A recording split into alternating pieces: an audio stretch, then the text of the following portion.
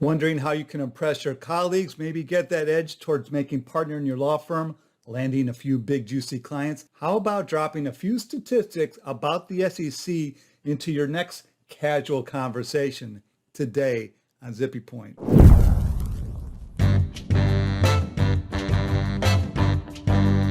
I'm Broc Romanek. I'm a big fan of yous. So impress your friends, maybe bore them with these stats as of the end of the SEC's 2020 fiscal year end, which was September 30th. That's the whole federal government's fiscal year end. 1, the SEC staffer count, 4411. Those are the full-time equivalents, the number of staffers that the SEC has, 4,411. 2, number of filing reviews. The SEC's Division of Corporation Finance staff reviewed the filings of more than 3,500 reporting companies and the registration statements for more than 800 IPOs and initial other types of registration statements during the last fiscal year. 3, number of regional offices, 11 regional offices, plus the SEC's headquarters in Washington, D.C., down near the Union Station, the train station.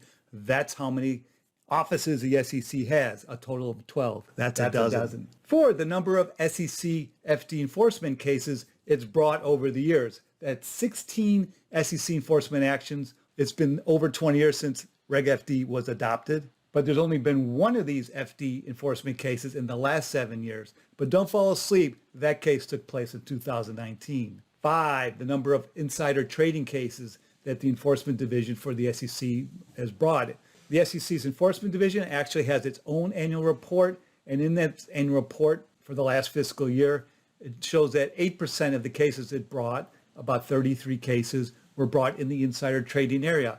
That's a bit of a drop from other years when the number hovered around the 40 to 50 mark. 6, the number of shareholder proposal no action requests that were processed. So during the past year, 657 shareholder proposals were submitted to companies, according to this July 2020 memo from Sullivan and Cromwell, and only 388, though, were actually voted upon.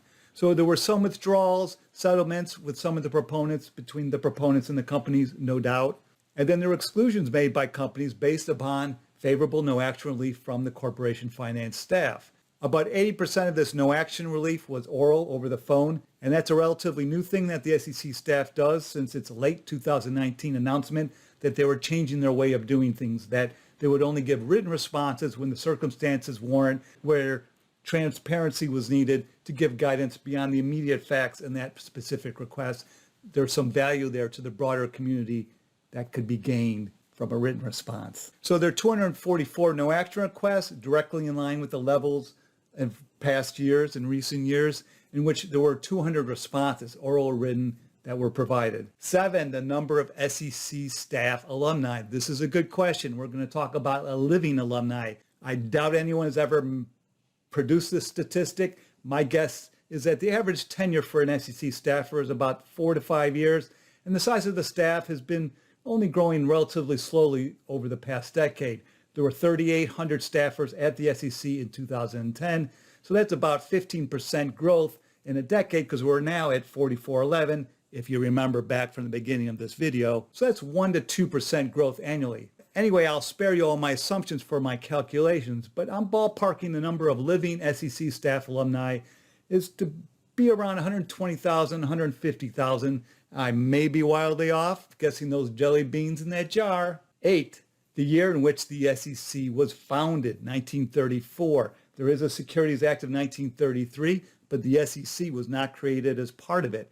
So for a 1-year period between 1933 and 1934, the Federal Trade Commission regulated the securities law area, and maybe even before that. 9, the number of Corp Fin Directors over the years, Baldwin Bain to Bill Hinman. 18, I created a chart back in my old job of all the Corp Fin Directors over the years. I thought it was kind of nifty. 10, the number of times I've eaten in the SEC's cafeteria. That would be 0. This is a trick question. The SEC does not have a cafeteria, which you can learn about with a touch of humor in my Vid-Guide entitled "The SEC's Cafeteria is All That." Let me know what you think.